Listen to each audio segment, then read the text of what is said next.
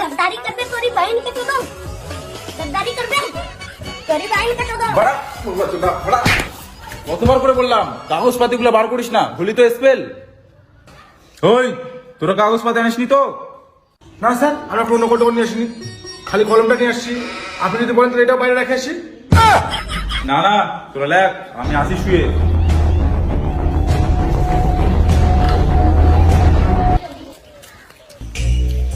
দেখা এত তাড়াতাড়ি পরীক্ষা হয়ে গেল, 3 ঘন্টার পরীক্ষা 1 ঘন্টায় দিয়ে চলে আসলি।